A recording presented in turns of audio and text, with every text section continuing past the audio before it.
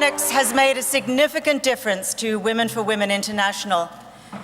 When in March 2010, she learned about Women for Women's first Join Me on the Bridge campaign, and she spontaneously decided to lead the march over Millennium Bridge.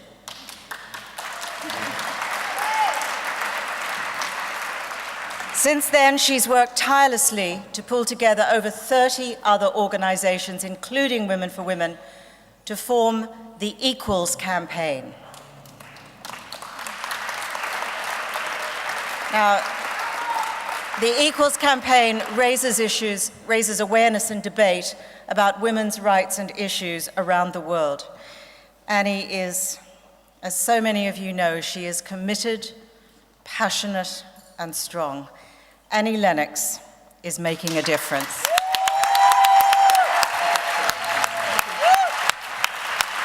Oh, thank you. Thank you so much, everyone. I have no speech prepared. All day today I was thinking, what would be the most clever, inspiring thing to say? And yet, at this point in time, I think I'm just going to speak from my heart.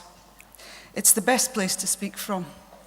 And as we heard Karak speak earlier to us, I was so deeply moved because that is authentic truth coming from a place of real experience.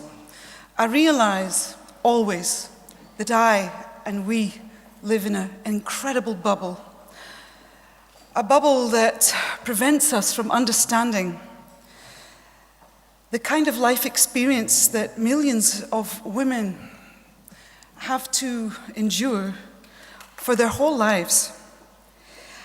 I was fortunate, back in 2003 when I first went to South Africa for the very first time. I just to let you know, unless you don't know my story about this, I was invited to perform for Nelson Mandela's 46664 campaign. It's his HIV and AIDS Foundation.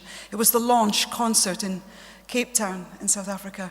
And due to that, I was invited to go to hospitals and clinics and townships and orphanages, and it completely changed my view of the world. I witnessed the statistics with a human face. I understood that anonymous people existed with real life stories, and that I, as a woman and as a mother, had led an extraordinary life that I'd taken for granted. And the most simple way, I took running water for granted, clean running water for granted. I took sanitation for granted. I took my education, my Scottish education, for granted. I took access to medical care for granted. My freedom of speech, my access to the democratic system so that I could vote and I could personally decide which party I felt I would like to support in a political structure.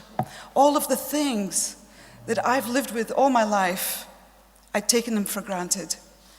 And I am not holier than thou. I am deeply flawed, confused, paradoxical human being. Truly, I am. And we all are. But listening to the stories and witnessing people and seeing the film clips, this is the truth about our globe. This is the truth about our world. Last year, I was given a wonderful award for women, another award for women. I was like having a few this year, but putting that to one side. In any case, I said very proudly, I am a feminist. Stand up, those of you in the room that are feminists. And it was a hall like this with 400 women, fabulous women, very powerful women, and half of them stood up. And I was really shocked, because I think it's a privilege to say that you're a feminist. I think it's an acknowledgement to the whole women's liberation movement that has gone before us, the suffragettes who struggled, the women who really, really gave us our inheritance of strength and empowerment and freedom. And I was really, really shocked. So I decided that we have to look at the word feminist and we have to change its meaning. And I think the first step we have to take is to stop alienating men.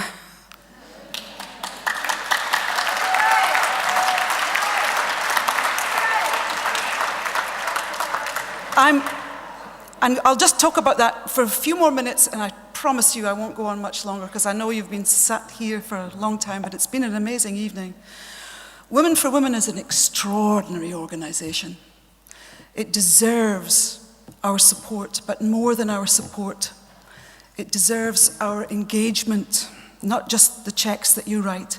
All of you, men and women, are extraordinary people with incredible resources, not just in your bank accounts, but in your ideas, in your connections, in the future way that you can see. If you want to invest in change, you can be a transformer. And so when that young soldier said in the film about half an hour ago when we saw it, I thought women were worthless, I could do with them what I want. That's not his fault. He didn't know any better. He isn't exceptional in that society. And what I think I would love to see, and I know, Zena, you would love to see, is a transformation, is the education of those men who unwittingly abuse women, is a transformation in societies that abuse women systemically. Women for Women are making those changes, they are making those inroads.